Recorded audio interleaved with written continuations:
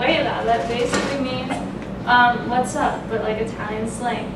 I'm just going to talk to you about the country of Italy because it's something I'm really interested about. I am not Italian or Puerto Rican, but I just really like Italy. I want to visit. I guess I'll start with the flag. It's green because it's hope, la esperanza, then white for la fede, which is faith, and then caridad, which is charity. And those are their virtues. All right, next, I'm going to go through their history real quick. It starts off with the whole antiquity and like classical history. Well, there were the Greeks, Etruscans, and other settlers that were all throughout Italy, which eventually led to like different like kind of like tribes and like kind of like a little villages or something like that. And well, Rome was founded way back when in 753 BC, which started the Roman Kingdom. We all knew about that, a big old spread of the Romans. And Augustus became the first emperor in 27 BC. Later on in history, throughout like 1200 to 1600 AD, there was prosperity in Rome, Florence, and Venice. And we all know this as the Renaissance, which was the rise and like the interest of classical culture and just culture in general. They started producing more art and all that jazz too. On March 17, 1861, it became one unified nation and remained a kingdom until around the Second World War. And then in 1943, Mussolini, you know that guy, history, he was forced to resign. And then all the Italians voted to stop having a monarchy and to instead have a democratic republic, which they then called Repubblica Italiana, Italian Republic. And then also it is a founding member of the EU and NATO. Wow. I'm done with history. I don't like history. What's good history? Okay. Geography. It's a long boot-shaped country, you guys, in the peninsula into the Mediterranean Sea with I can't read it, Tiberian Sea, and then the Adriatic Sea to the sides, and the whole Mediterranean Sea. It's underneath France, Switzerland, and Austria, and Slovenia to the north, with the Alps forming its boundaries. So it's really mountainous up here. 80% of it is either mountainous or hilly. So if you look at like the terrain, I'll show you the next slide. This whole area is like just hills and mountains.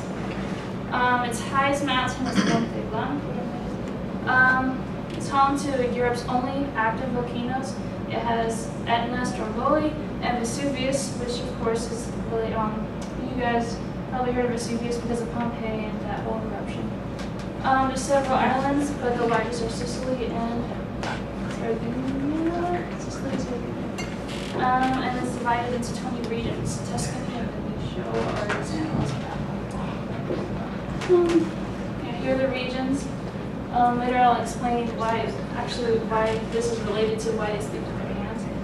There's a bunch of different regions, and you probably recognize this one. It's not a dining hall, it's just a different region. There's just some pictures. I believe this is like a mountainous area. There's Mount Vesuvius, the hills, the terrain, the demographics. It's got a pretty large population. It's the fifth most populous in Europe, actually, but with a small growth rate, which is kind of strange. About 70% of it is actually urban. The largest portion of the population is between 25 and 54 years old. The average person is like 44.5 years old. Live up to about 80 years old, and the religion, of course, is overwhelmingly Catholic, but there's also small groups of like Protestants, Jehovah's Witnesses, a growing Muslim community because of immigrants, and then there's also atheists and agnostic people. I actually watched a video about a missionary who went to Italy, saying that a lot of the younger people especially, they kind of more associate themselves with agnostic or like atheist because of how legalistic the Catholic Church was over their nation. There's a net migration rate of 4.29 migrants, so it's a lot of migrants go into there, like I said, like Muslim migrants. You wouldn't expect it, but they are. The language is Italian, German, French, and Slovene. Those other three are usually up at the north part where the mountains are, of course. But also they speak with their hands because of earlier I mentioned they had different regions. Before they were unified, the regions kind of had like their own little, not language, it's like their own version of the languages. So they have different like gestures. They're not just like moving their hands, they actually mean something. Like there's one that's like "oh fame," which means I'm hungry. There's "are you crazy?" There's the clever, and then there's like "watch out." There's like a bunch of different ones, and it's really interesting because you can almost like pull a whole conversation just with your hands in Italy, with the way they are. You've got like one for everything. Major cities, there's Rome, Milan, Naples, and Turin. Each of these are really important. Of course, there's Rome, which is the capital.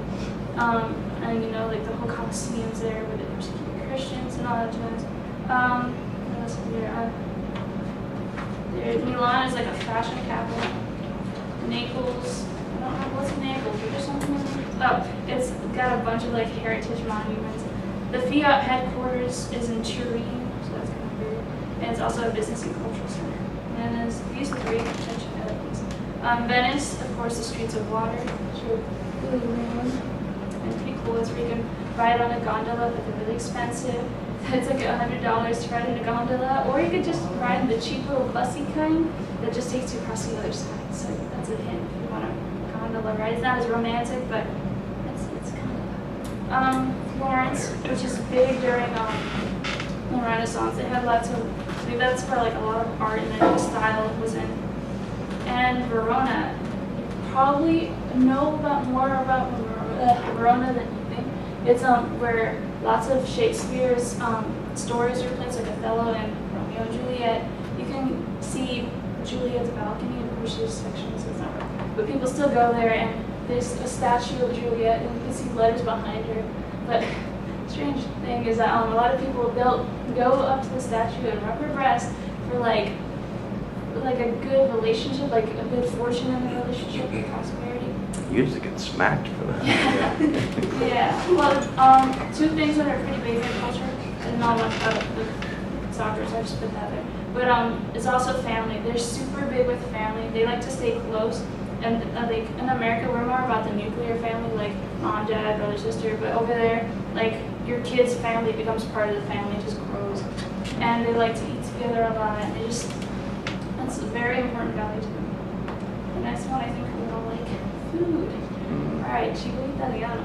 I love it. It's bold yet balanced taste. There's so many different things, but there's also a lot of misconceptions we have. Like spaghetti and meatballs is American. They have spaghetti and they have meatballs, but they don't put it together. That's not, they hate that. Pasta is still big though, of course. They're like the biggest leading like export in wine.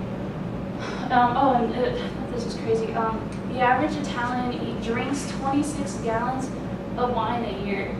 That's ridiculous. That's ridiculous. Also, of course, is pizza, but theirs is different.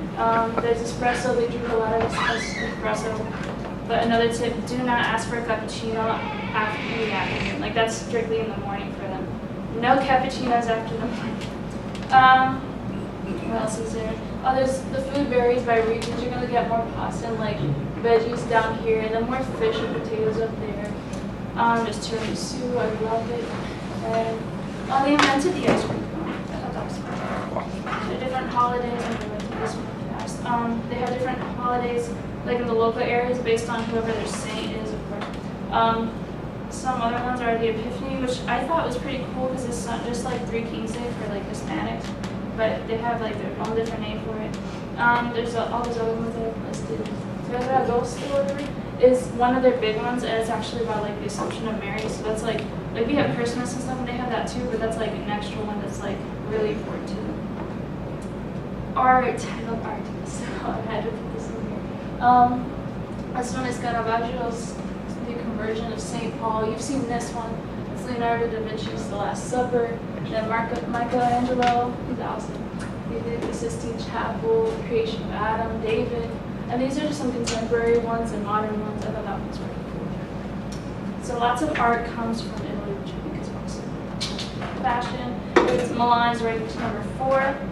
Behind like the major fashion cities, and they've got like the headquarters of a lot. My favorite is probably Prada and Dolce & Gabbana.